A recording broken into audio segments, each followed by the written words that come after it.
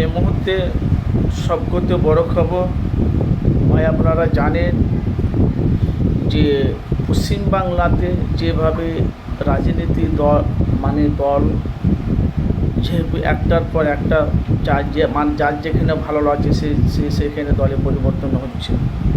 সেখানে আমরা দেখতে পাচ্ছি এখন ভাঙড়ের আসমা তিনি কিন্তু আইএসএফ ছেড়ে উনি কিন্তু তৃণমূলে চলে গিয়েছিল। আপনারা জানেন, বাংলার মানুষ সবাই জানে। সেই আসমা কিন্তু এখন আমরা দেখতে পাচ্ছি সেই আসমাকে আইএসএফের তরফ থেকে ওনাকে সুযোগ দিয়েছে যে আবার যেন আমাদের দলে ফিরে আসুক আর মানুষের পাশে থেকে যেন সেবা করে মানুষের যেন কাজ করে। এখন আসমা বিবি আমরা দেখতে পাচ্ছি উনি নিজে বলছে আমার ভুল হয়েছে, যাই হোক আমার দলের সাথে কোনো একটা মত ছিল, যাই হোক একটা ভুল হয়েছে, আমারই ভুল হয়েছে, যেহেতু আবার আমাকে ফিরিয়ে তারা আমাকে অধিকার আনার জন্য মানুষের সেবা করার জন্য আবার আমাকে সুযোগ দিয়েছে।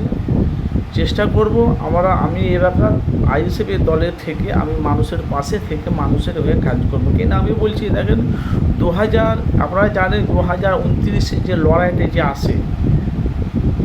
লড়াইটা আছে মারাত্মক লড়াই আসছে। আর আপনারা জানেন একে একে যেমন তৃণমূলের 80টা এমএলএ বিধায়কের মধ্যে 20টা এমএলএ বিধায়ক অলরেডি চলে গেছে। আর এখন কয়টা আছে, 20টা না 18টা আছে। তার সাথে সাথে আসমাও কিন্তু তৃণমূলের দলে ছিল, এখন আইএসএফের তরফে এসে, তাহলে আসমা একদিকে আর নওশাদ একদিকে।